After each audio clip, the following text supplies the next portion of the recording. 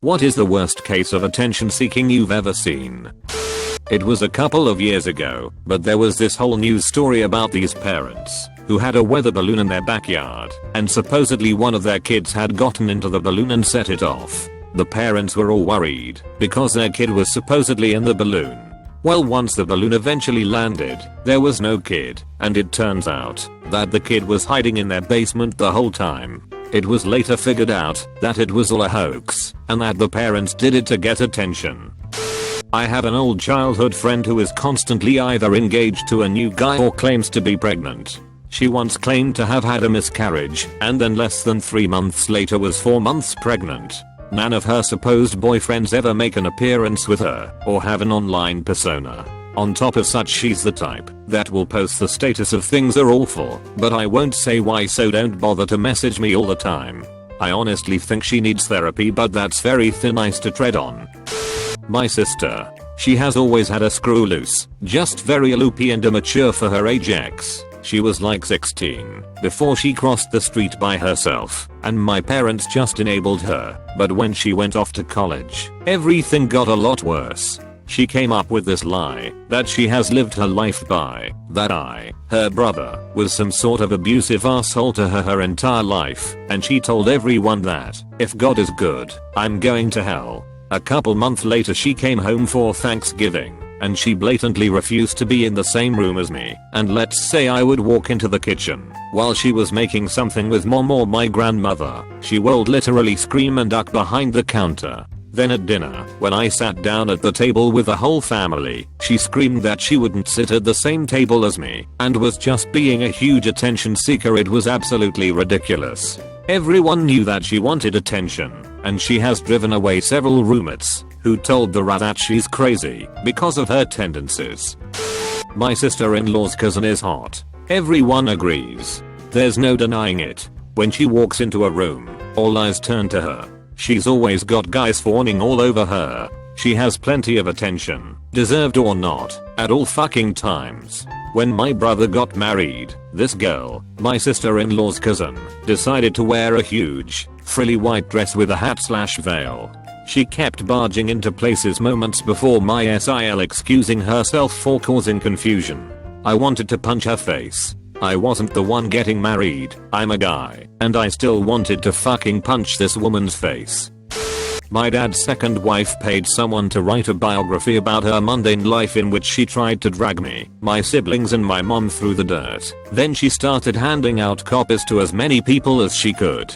She also runs to my dad to cry about my sister regularly, because my sister calls her out on her shit. She's constantly negative about people, to hide her own insecurities. She generally can't stand not being the center of attention, and she will steer any conversation to be about her or her children. Munchausen syndrome by proxy is probably the most terrifying type of attention seeking you're going to find out there. A behavior pattern in which a carriage either fabricates, exaggerates, or induces mental or physical health problems in those who are in their care, usually to gain attention or sympathy from others. One with deception at its core, this behavior is an elusive, potentially lethal, and frequently misunderstood form of child abuse. 2. Or medical neglect. 3. That has been difficult to define, detect, and confirm. Apostrophe. During a hot hour summer, I was detasseling corn to keep it from pollinating, and one of the girls in my crew pretended to be stung by a bee and said she was extremely allergic.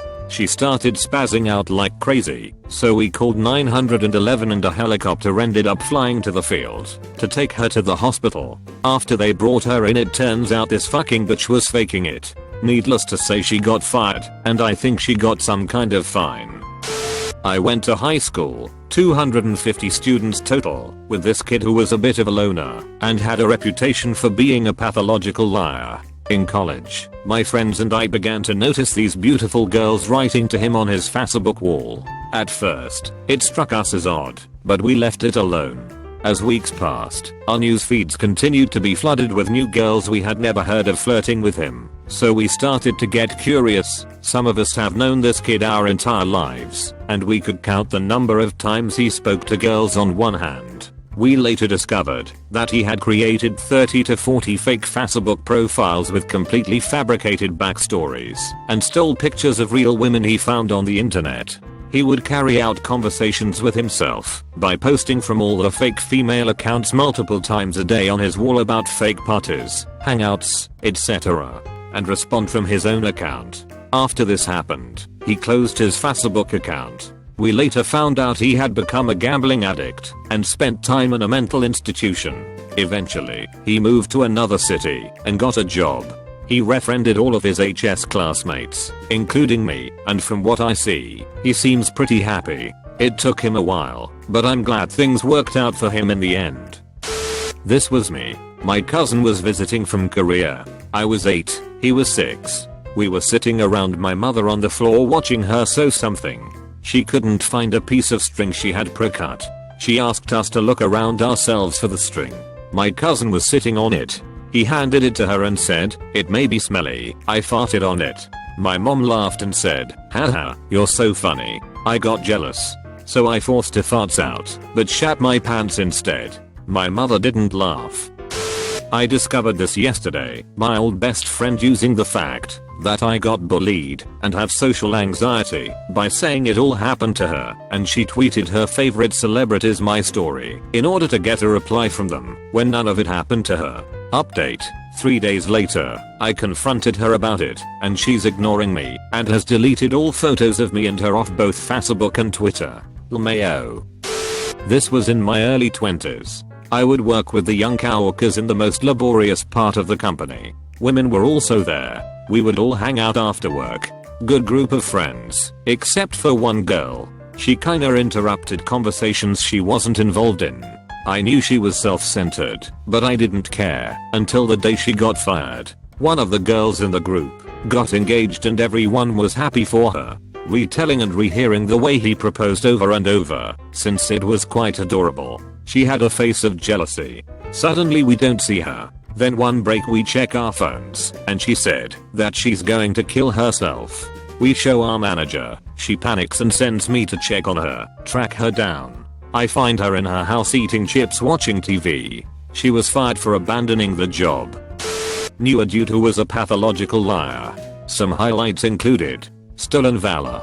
Claimed he was the only survivor from his Alpha/Bravo/whatever special forces squad where he was the squad leader. Made up elaborate stories about his training, missions, you name it. Even got pissed off and accused legitimate soldiers of stolen valor. He even had some real vets convinced. Of course, whenever he was offered a job pertaining to his vet status, asked about going to the VAP, or was put in a situation where his military papers were required, he had a convenient inconvenience come up. All of his teammates died, and in all of his moves he lost any documentation backing up his claims. Hypochondria. He did have one legitimate painful disease, but he chose to go all out by adding in a history of seizures, migraines, and a cervical fusion from a failed Helo jump from one of his missions. See above. He'd be in the shower for an hour, or doubling over in pain, rocking back and forth, casually mentioning, "I had a seizure the other night, but you were asleep. I didn't tell you, because I didn't want to scare you." Turns out he did hurt his neck a long time ago, but it was due to an obese patient falling on him when he was an EMT. Munchausen syndrome. He couldn't go 1 week without getting a new injury, ranging from some scrapes, or a large gash on his arm, or showing up to my dad's cut and bloodied. Superficial to the point where he wouldn't bleed out, but enough to garner attention, sympathy/pity, and have us take him to the hospital. A lot of this happened when nobody else was around, so I suspect he was doing it to himself, especially considering his family told me that they've seen him break a glass bottle over his own head and piss himself to fake having a seizure. Playing the sympathy card from all angles. Would tell one person he didn't want to be a full-time father, while telling another kid-loving person he couldn't imagine anything less than having full-time custody. Telling his girlfriend that he hadn't been happier in years and loved even just staying in with her, while complaining to buddies that she was plain boring, and lamented that they didn't go out to party every day. Tried to get everyone to be on his side because his crazy junkie wife just left him for some junkie ex-BF, when in reality he too was also a junkie who was the one who got the crazy wife hooked on drugs.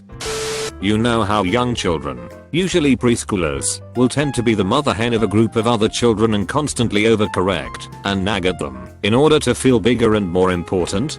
It's usually some kind of developmental thing I see happen often, usually in 3 to 4-year-old girls with little siblings. I have a nearly 30-year-old cousin who never stopped doing this, and it is like nails on the chalkboard of my mind. If you paraphrase something that happened on the news, she'll overhear and shrill actually, they said. Or if you're telling a story about something that happened, she'll correct your grammar, even if nothing is wrong with it. She always has to have the last word in every single conversation, complete with interrupting you while you are speaking. She also tries to pick fights in social situations like a preteen girl, repeating something awkward you may have said earlier super loudly on accident in front of others, complete with a smirk/fake shocked expression. It's just awful, and does this to every woman she encounters. My friend's wife died unexpectedly. His mother immediately began posting photos on Facebook of him having clearly cried himself to sleep, tissue strewn on the pillow, face streaked with tears. Captioned them with shit, like so sad missing with the I got you baby boy pictures of the pets and captions about how sad they were too. Photos of her posing at her dead daughter-in-law's grave as it, etc. She eventually began posting several times a day thanking God for giving her the opportunity to help her son raise her grandkids. I'm surprised she didn't lick the tears from his eyes. It was sick.